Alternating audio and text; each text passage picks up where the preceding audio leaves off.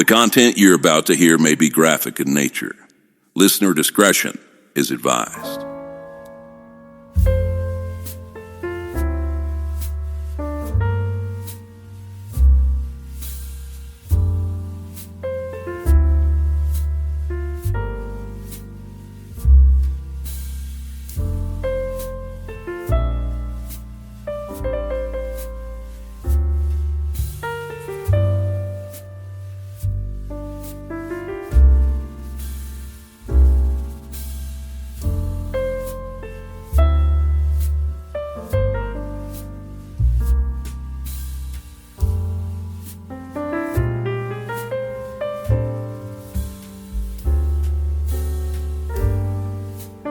This is True Crime XS.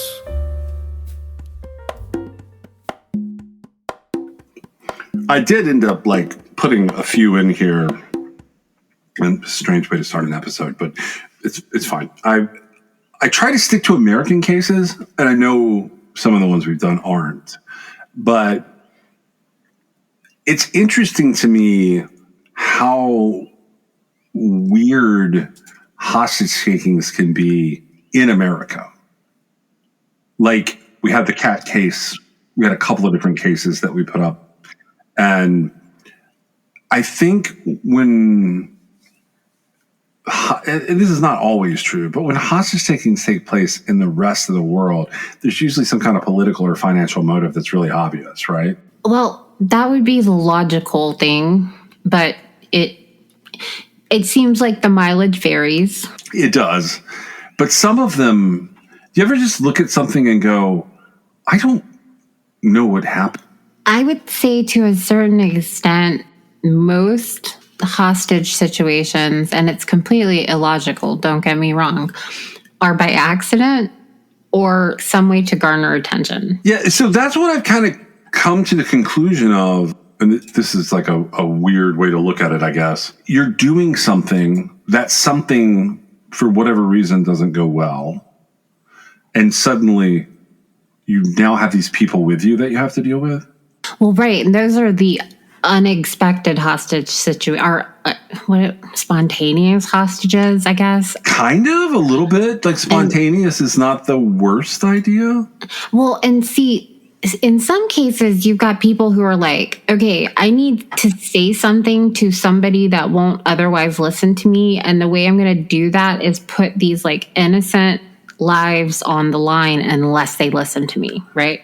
Right. That's sort of the only real, I mean, not the only, that is what the behavior that comes out when you're like, I'm going to take somebody hostage. So that means you're going to go to a place where they're at, and you're going to be there with them, and you're going to barricade them off from escaping, leaving, or being in contact with others. That's a hostage situation, which is different than a kidnapping, right? Yeah. And so I think that they end up spontaneously being hostages the very first time a demand goes wrong in a situation that was otherwise not going to be a hostage situation. Yeah. I look at some of them and I wonder what's happening. This is one of the weirder ones for me. It takes place in a weird place. The hostages are strange people.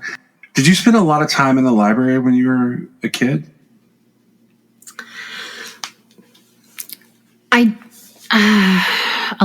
Yeah, I guess I did. I grew up in a different time and place. And so, yeah, I was in the public library to get books.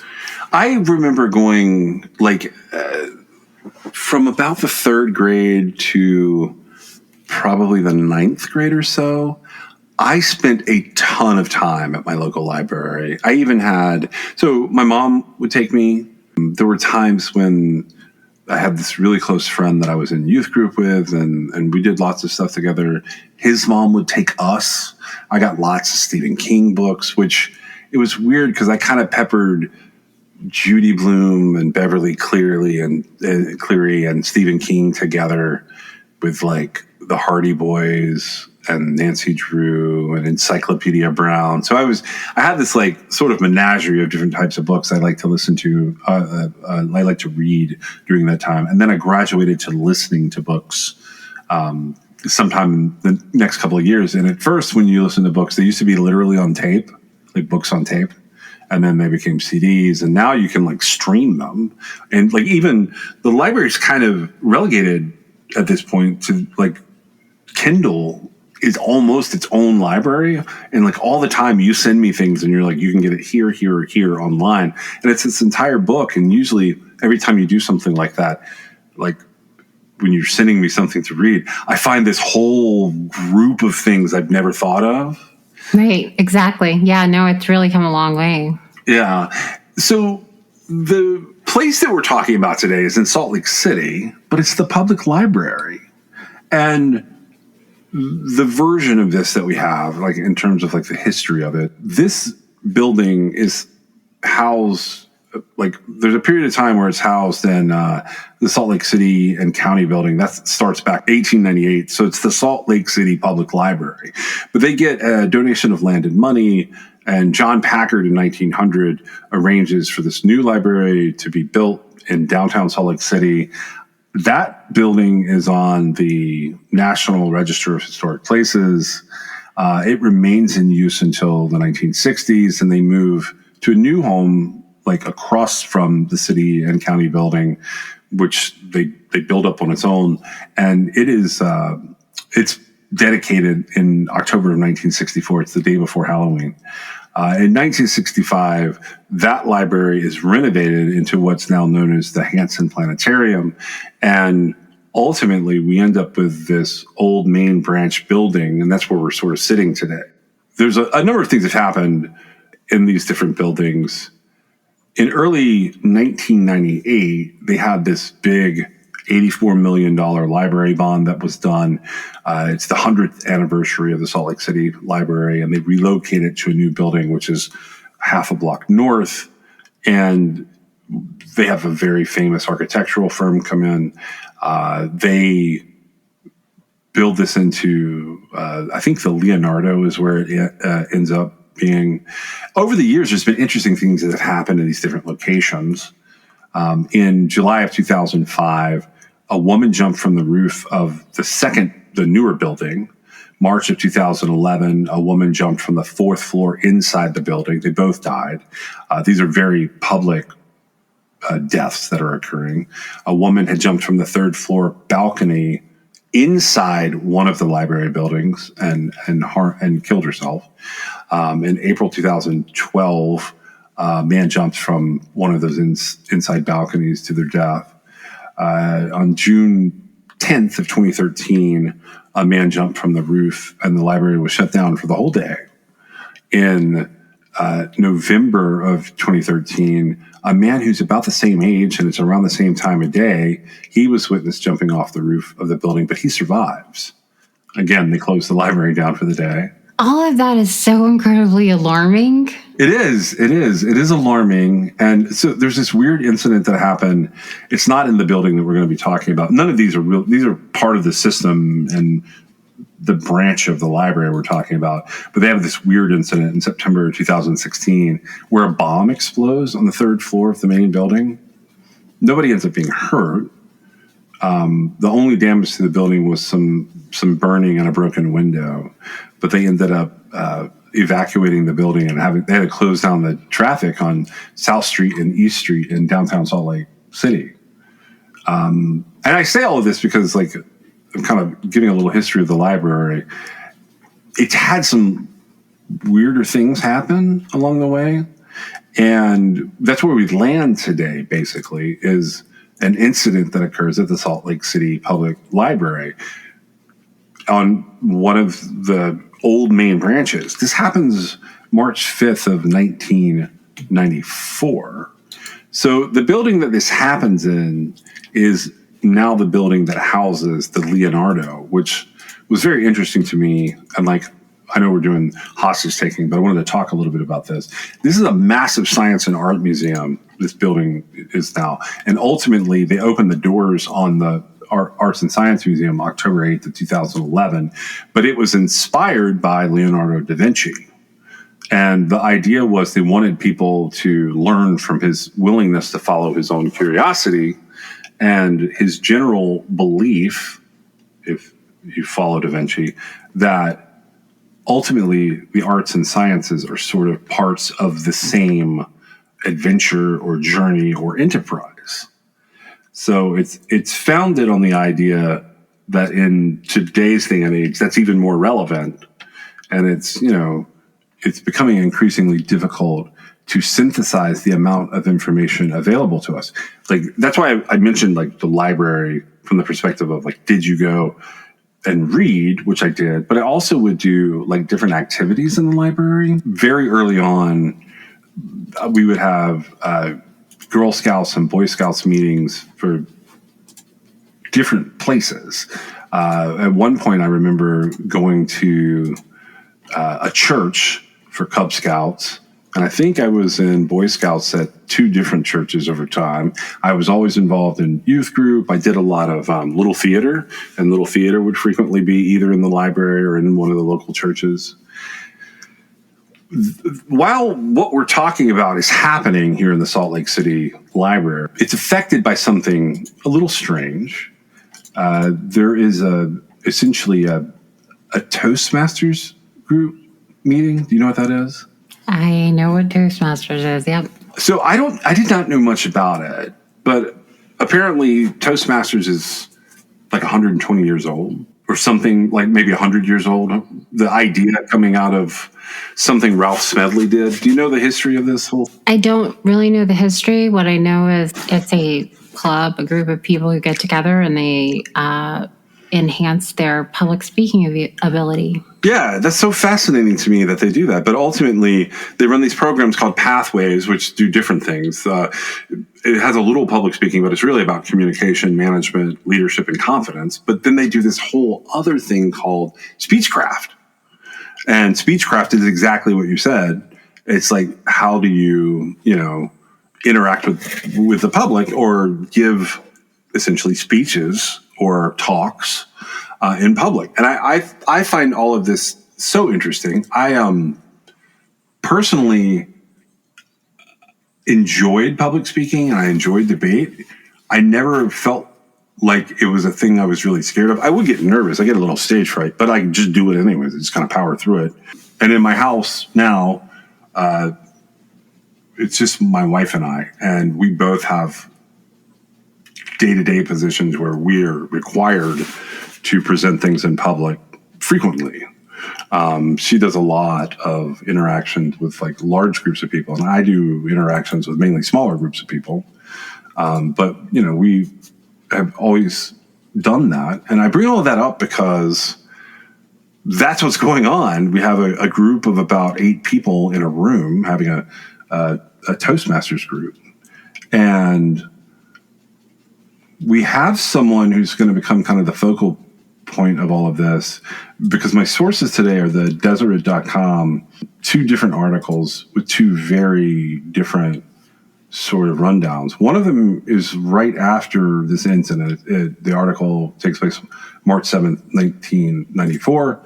And the other one is March 5th, 2016. So it's kind of the anniversary, the 22nd anniversary of what happened. And I do not understand this hostage taking. So according to what we know about a man who is a veteran named Clifford Lynn Draper, he is going to sort of take hostages during what's called a Tibetan sand painting ceremony. So a group of people, they have come to see a demonstration of a ceremony. And Clifford Lynn Draper is going to jump up on a service desk where you would like check books out and stuff. In the fiction section, he has a 1911 pistol, which is a Army issue pistol, typically Colt M1911.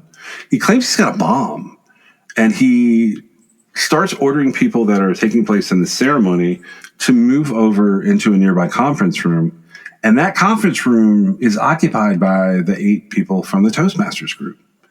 Inside are 6 everyday people that are part of Toastmasters, a librarian named Gwen Page, and a Salt Lake County Sheriff's Deputy named Lloyd Prescott. Now, Lloyd Prescott is in plain clothes. He had come into the conference room and offered to change places with someone who had entered last into this conference room. So Gwen Page is standing as Clifford Lynn Draper forces people from this other area of the library into the Toastmasters conference room, the group of people that are there. She starts counting the hostages, and she's told by Clifford Lynn Draper to have them line up against the wall. And Draper's kind of ranting while he's doing this. And one of the Toastmasters manages to open a second door to the conference room and slide people out.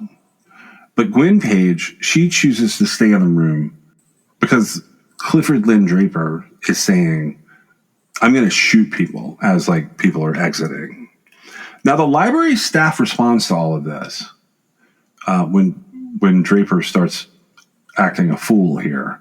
They call 911. They evacuate the rest of this massive building. If you go online and look at pictures of it, it's 5 or 6 stories tall. And in less than 5 minutes, they get everybody out of the building by pulling the fire alarm, which is brilliant. Some of the staff stay on site, mainly to provide the police that are coming in with floor plans of the building and kind of the lay of the land. They also are there to help the SWAT teams deal with some of the essential things on site, including the power to the different floors, operating the telephone, and using the security system.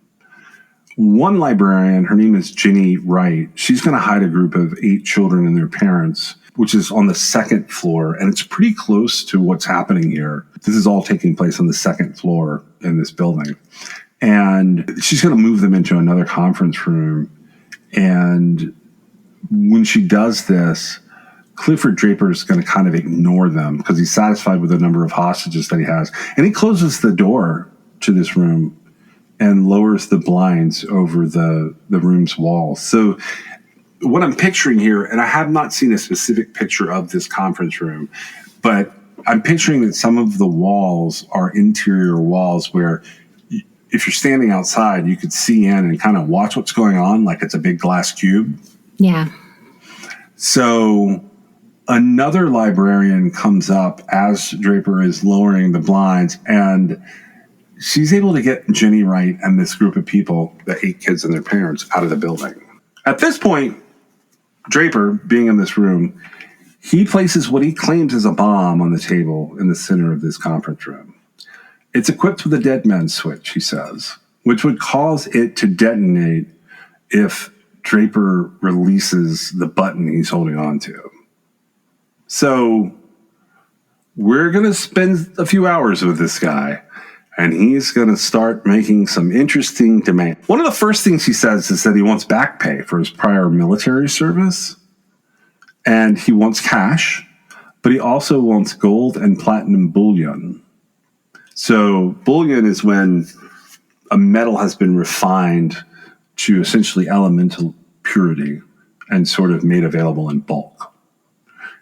He also wants a full presidential pardon. So the pardon he would be getting would be from President Bill Clinton at the time. And at one point, he has one of the hostages put more duct tape on this homemade bomb that's sitting in the center of the room because he's worried that he screwed up in building it and that 2 of the contact points for the detonator would potentially spontaneously close. So that makes me think it's real. Well, does everyone know that? We don't know. Does everyone know that that's happening? Because that would be the most alarming thing to me. Yeah,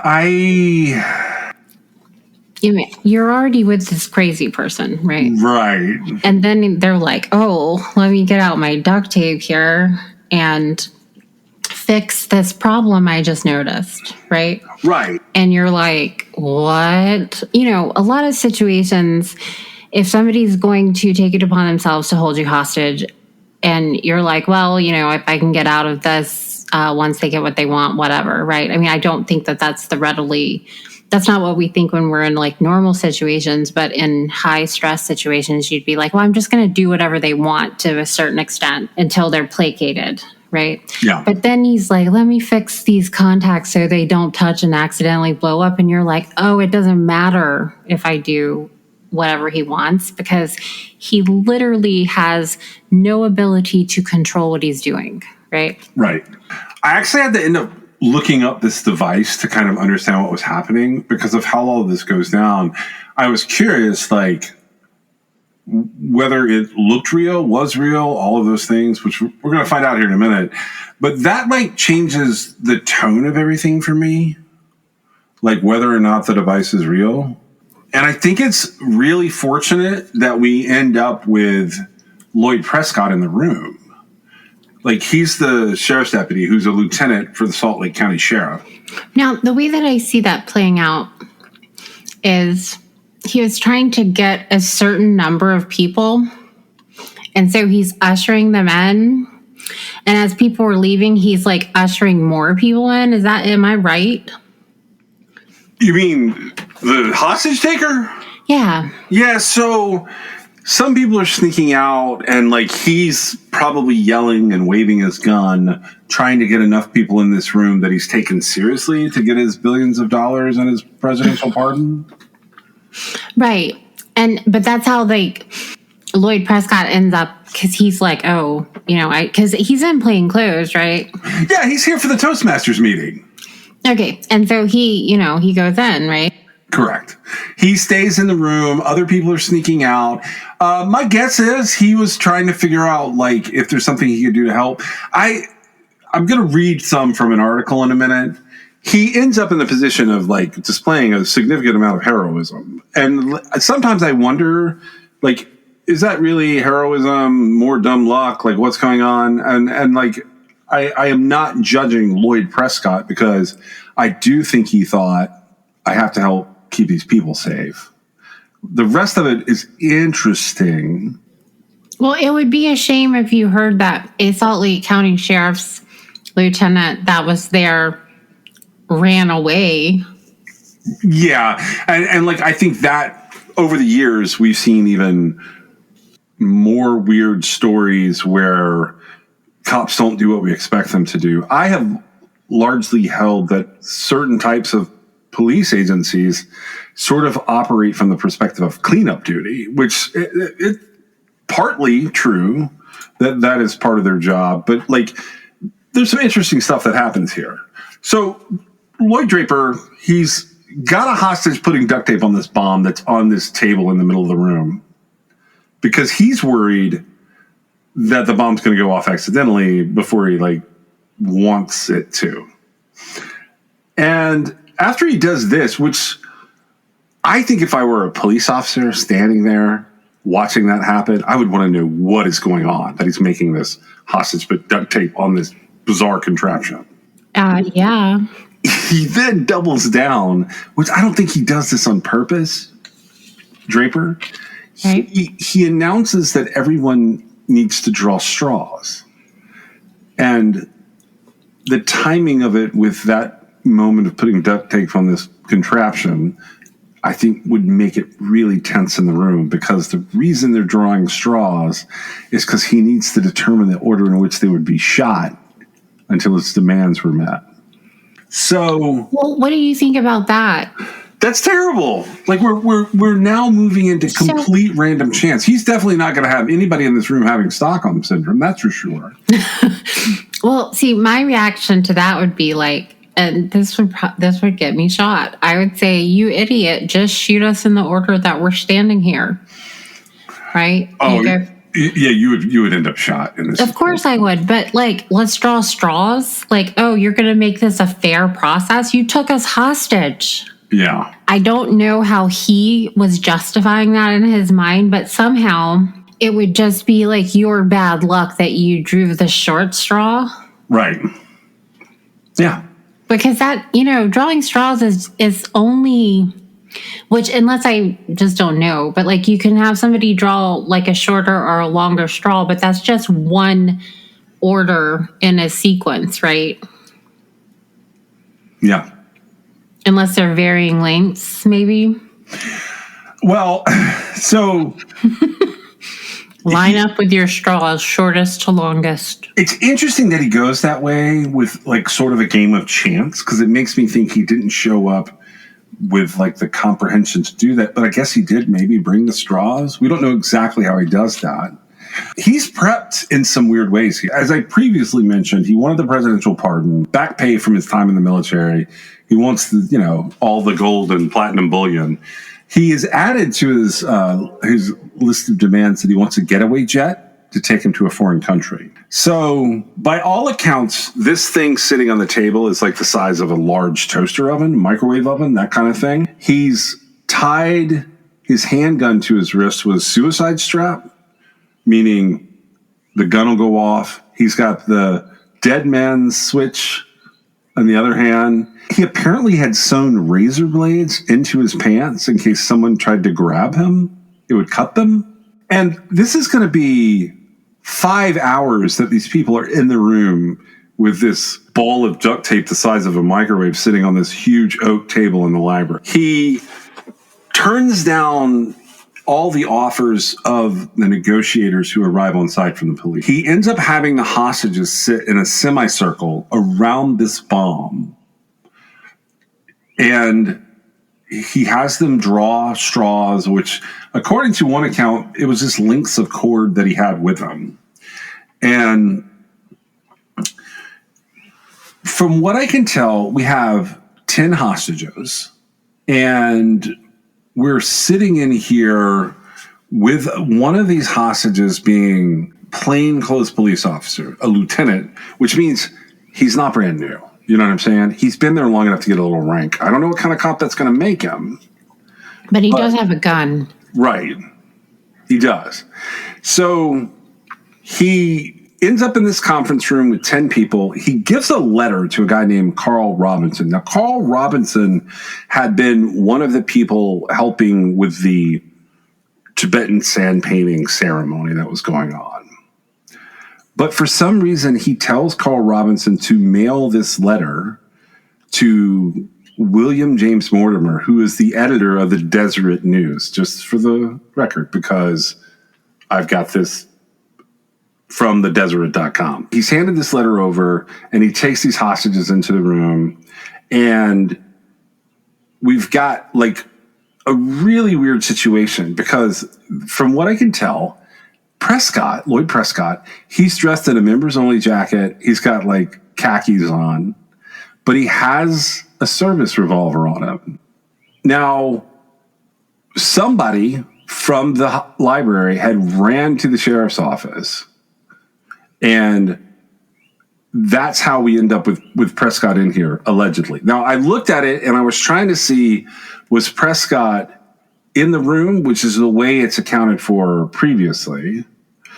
And then this account that the Deseret puts out is that Prescott was actually across the street at the sheriff's office and comes over and joins the group.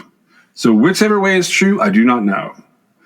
We have a massive bomb on a table. So ever how Prescott ends up here, whether he's originally a part of the Toastmasters or he makes his way across, he kind of ends up in a situation where like he's deliberately putting himself in harm's way. And sometimes when I hear stories about that, I kind of think super cop. And this guy ends up sort of being a super cop. Either way, this was not planned. Yeah. For the police officer, right? Or for the sheriff's deputy. Yeah. So the deputy ends up in the situation. He's a lieutenant, by the way. The sheriff's deputy is a lieutenant. He ends up in here. He tries to talk to Draper, and he like gets this letter. He shows the letter that he's supposed to be mailing to the Deseret to Draper, and says, "What is this for?" And Draper tells him the same thing that he told Robinson. And Lloyd Prescott says, I don't know what's going on here, but you're scaring me with that gun. What do you want me to do? According to Lloyd Prescott's account, many years later, Draper tells him to come in and sit down. So he's walking into the room and he sits down in this version. He sees that Draper has a gun and there's a bomb. According to a quote from Lloyd Prescott, he says, one of the rules of law enforcement is don't create a greater hazard than the hazard you're trying to overcome. And he said, I couldn't do anything here to shoot without endangering innocent people. So he chooses a chair and he sits down. Now, the title of this article is Remembering a Textbook Case of Courage and Heroism. And Prescott's quote here to the author many, many years later, the author here is Lee Benson, by the way, who usually writes slice of life columns for the Deseret. I find that to be interesting. He says, this is a textbook scenario for a situation like this involving an irrational, likely paranoid schizophrenic. It's for a trained police negotiator to talk him down, get him off the ledge, as it were. I knew I had to sit there and let the negotiator bond with him, do the work, and talk him out. Nobody gets hurt. No, everybody walks out. It's all a happy ending, and I'll be the insurance policy. So for the next 5 hours, Lieutenant Prescott poses as a garden variety hostage. When Draper asks him what he does for a living, he says, a bookkeeper.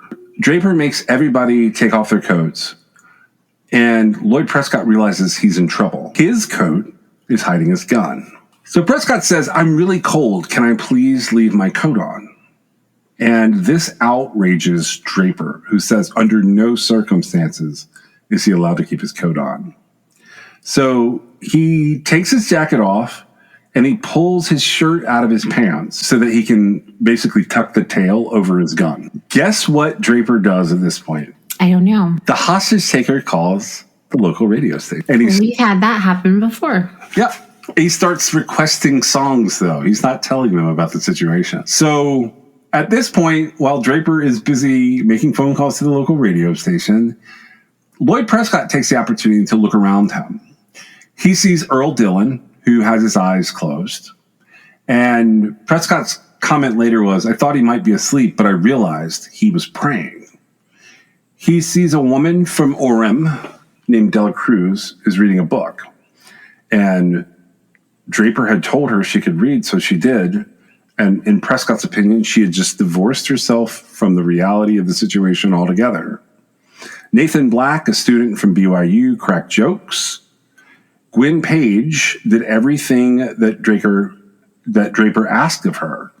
That was a librarian, right? That's the librarian. But one of the hostages is Sue Allison. Sue Allison is a diabetic who doesn't have her insulin, and she is obviously in some level of distress. Now, there's another woman there named Virginia Savage who is doing her best to comfort Sue Allison as Sue Allison goes into a little bit of diabetic shock. So Lloyd focuses on this crazy device that we've been talking about. So he could see parts of the device, and he knew that black powder from his own days as a hunter would be a low-level explosive. He figures that it won't be strong enough to penetrate through the table that it's sitting on. So the table that it's on is this massive oak table.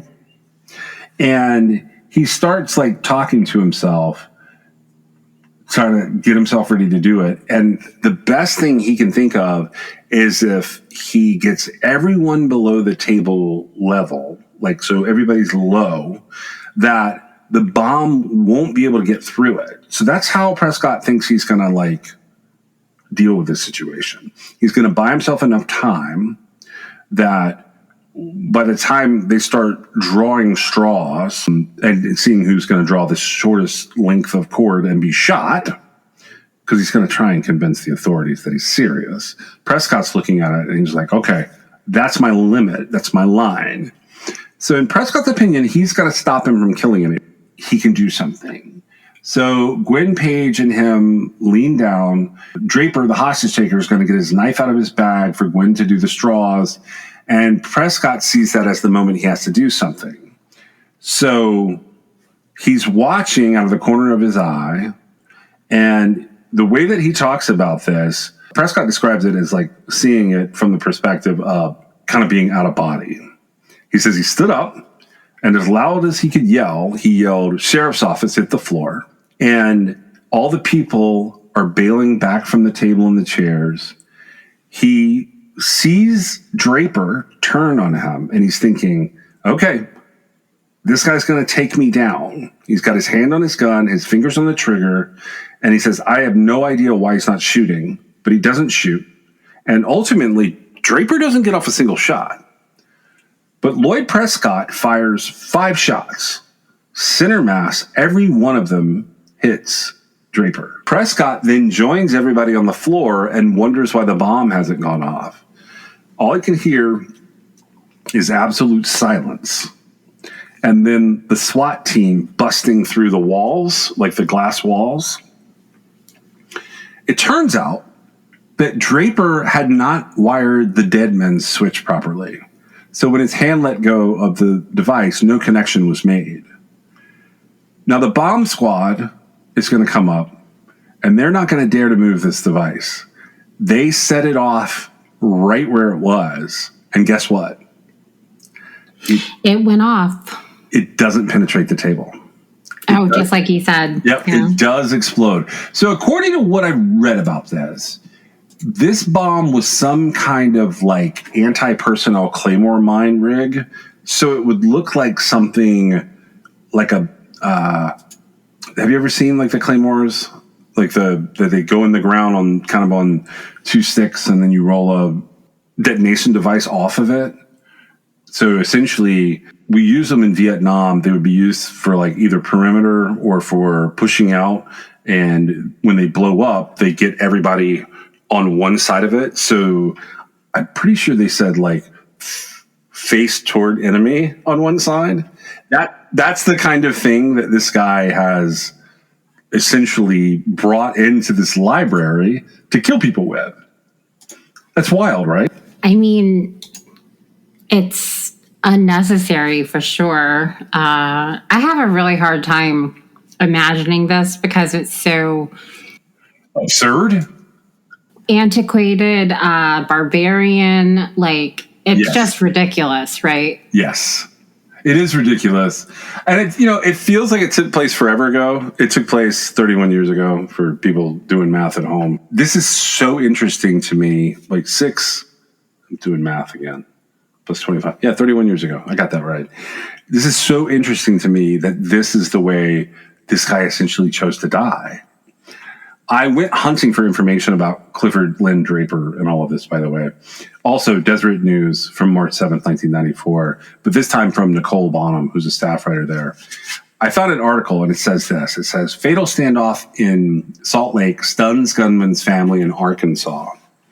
As they await the return of his body to Arkansas, relatives of Clifford Lynn Draper say they're shocked by news that he was shot down Saturday while holding Salt Lake Library patrons hostage.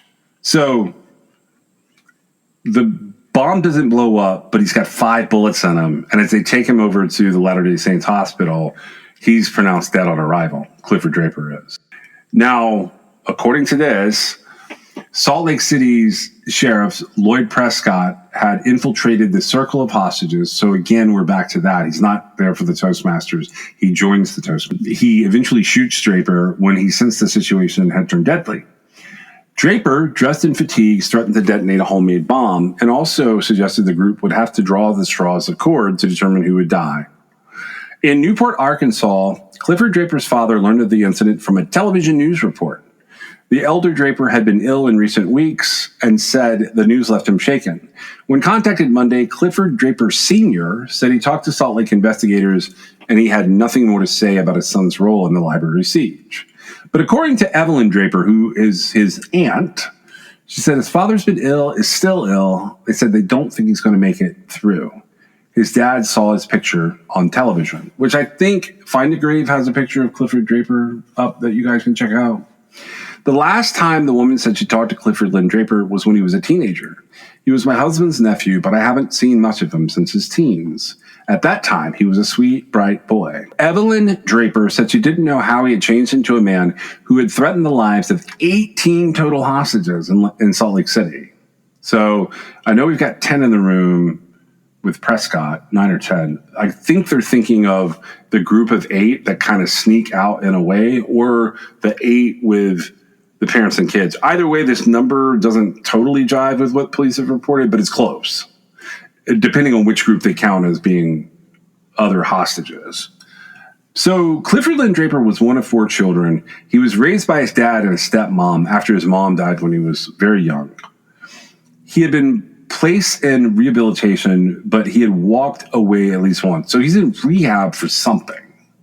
He worked in Utah as a bell ringer for the Salvation Army for 3 weeks during the Christmas season.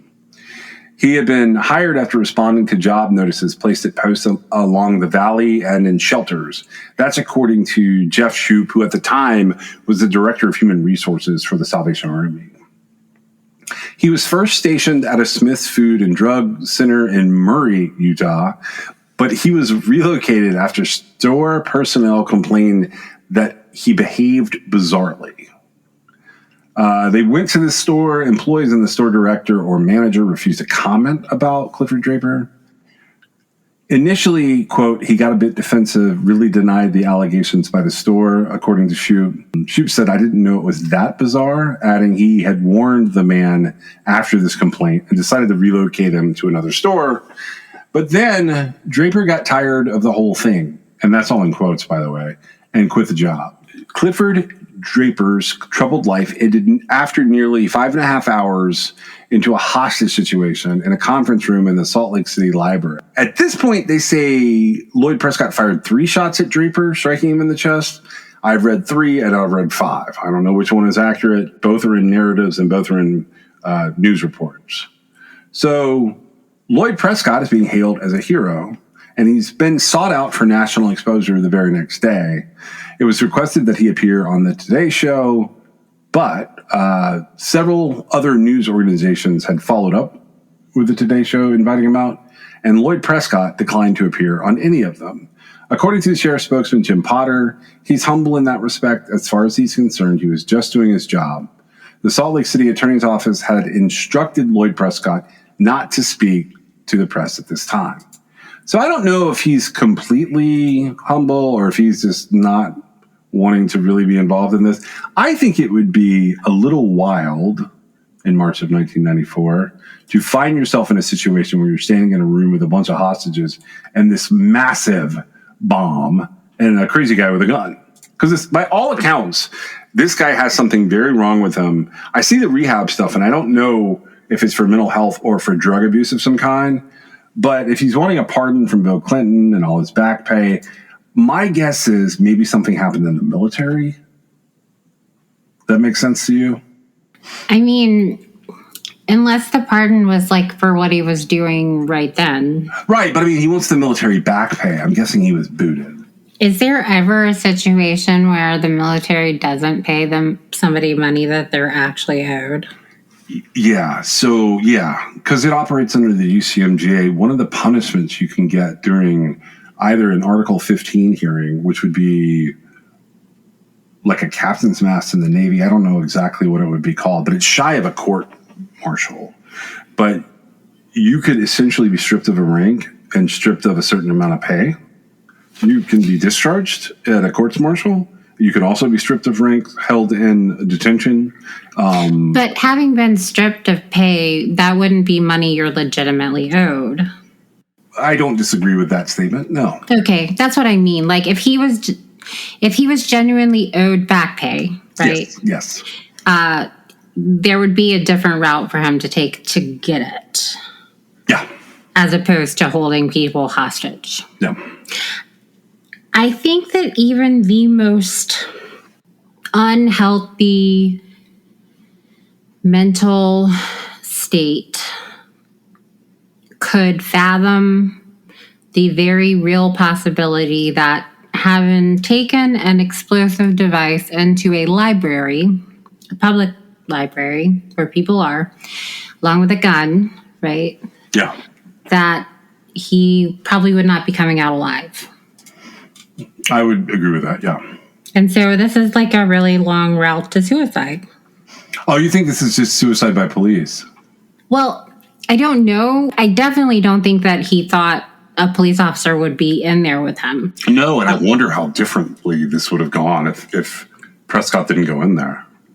Well, like, he's the one who basically ended it, right? Correct. I mean, because he shot him. Without him in there, he could have legitimately been going to blow up the device and be like kill himself and everybody else, right? Yes. And so, you know, to me, if he had died by, I mean, he did end up sort of dying like suicide by cop, sort of. Correct. But if he had pulled the dead man switch, or if the dead man switch had ignited the bomb, like, that's suicide, right? Yes. Because he brought it in, and he's the one who ignited it. And so I'm just saying, like, to me, it's like taking a really absurd, selfish second to, like, air your grievances right before you die. Yeah. That's what it seems like to me anyway. I don't see how he thought, you know, it was going to go differently. So you're thinking there's no way, like, he legitimately thought anybody was going to be able to get him a pardon or get him a plane or get him a bunch of gold or back pay? Well, see, and again, I'm not exactly sure because we don't know exactly, like, what was wrong with him. If it was chemically induced, it would be maybe slightly different than if it was like an actual mental health crisis, right? Yeah. But I would say that anybody who got their list of demands, I would say that they know that it's unlikely they're going to get them and that they're just ready to die. Yeah. That's so where I land with this one is kind of my final thoughts on it, but you can talk as much as you want. I will respond on this one. Where I land with this is I don't think this guy was like walking around on the same planet with us. Like, I think something had affected him in a mental illness or potentially drug-fueled psychosis, I suppose, that had unfortunately left him unable to perceive like any concept of reality. And I say that mainly because of how extreme his demands were and how ridiculous they were, and how he like came into a library essentially pushing along a bomb. Like, that's so strange to me. Why would you blow up a library? Like, I was just talking about, like, my memories of libraries. That would be the last place I would want to do anything like that. I don't think that he didn't care if he was blowing up the library. It was the intention was to, like, do this or I'm going to hurt people. Yeah. It wasn't that I'm going to, like, blow up the library. But it all falls short, right? Because none of it makes sense. Like, you happen to have a situation where, however he ended up getting in there, a law enforcement officer got in there. Right. And, you know, if he came from across the street that quickly, he didn't think about what he was doing, right? Right. And so, to me, as soon as you're deadpanned in a room with strangers that you just, what's the word? You herded in there, right? From a hostage taker's perspective? From the hostage taker has like herded these hostages into the room, and then he's like, okay, now I'm going to have you all draw straws for the order in which you're going to be shot, right? Yeah. Okay, and then, of course, like, everybody's like, yeah, we're not doing that. But that person clearly is not on the same planet we are. Anybody that does that, anybody who says, okay, pick the order you're going to die in. Yeah, you know what? This is like the wildest thing because first of all, I have a lot of admiration for Lloyd Prescott for getting in the room and saving these people. And I have a lot of empathy for Clifford Draper. Something was wrong, and somehow his world had gotten to the point that, like, he could not bring himself back to reality. And this is the way he went out. And I think, I'm not faulting Prescott either, because I do believe, of all the things we've talked about, this is one of the deadliest and most dangerous hostage takings I think we've talked about. Well, the dead man switch didn't ignite the bomb, right? Right. But they definitely said that the explosive would have worked, at least to some degree, and it's in a glass room. they ended up blowing it up, right? Right. So the dead man switch didn't activate it. And that was a gamble he took, right? Because he said, I figured if they got under the oak table, they would be protected from the blast. It was a calculated determination, right? Yep. And just so happened it didn't go off. But then when the bomb squad came in, that would be after everybody's out of the room, they ended up blowing it up, and it did protect. So he was right. Yeah.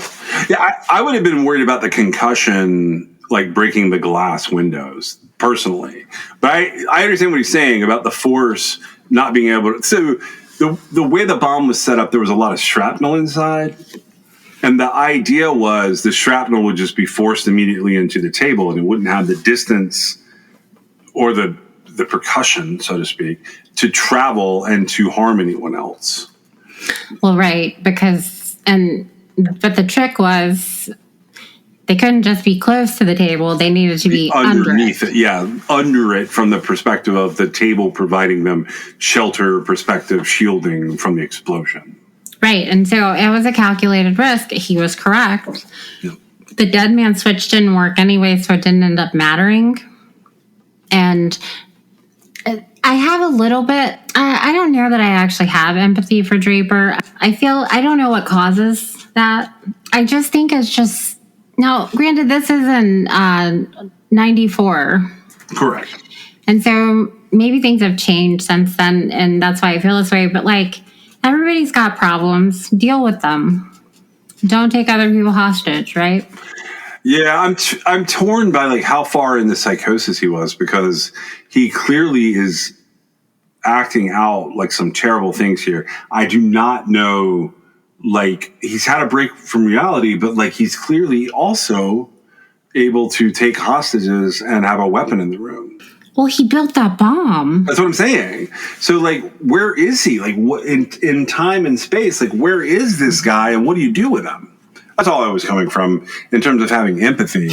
Oh, well, he would just need, let's say, and I don't know what he looked like without the bomb, right?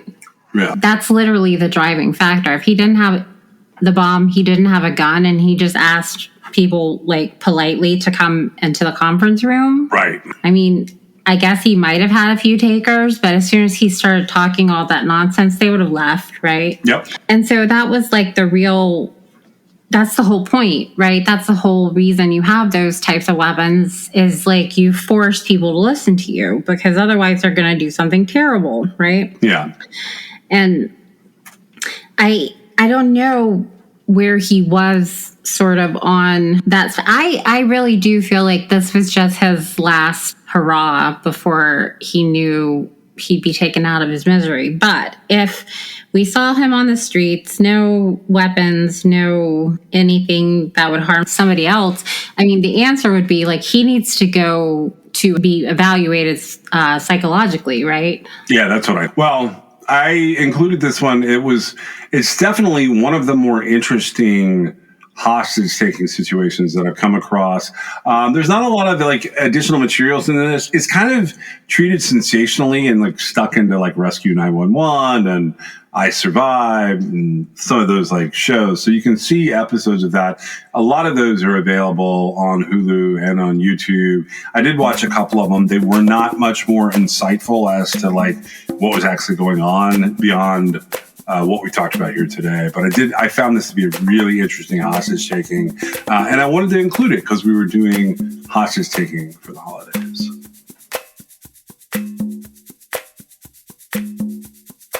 Special consideration was given to True Crime Excess by LabrottieCreations.com.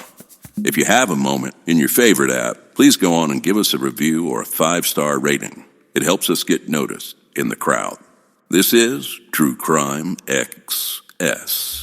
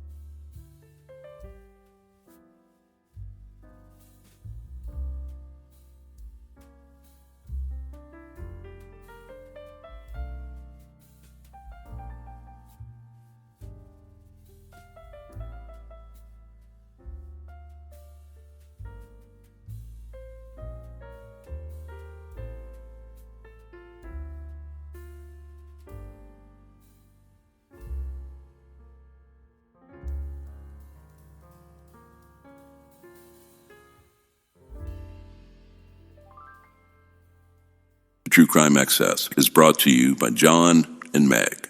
It's written, produced, edited, and posted by John and Meg.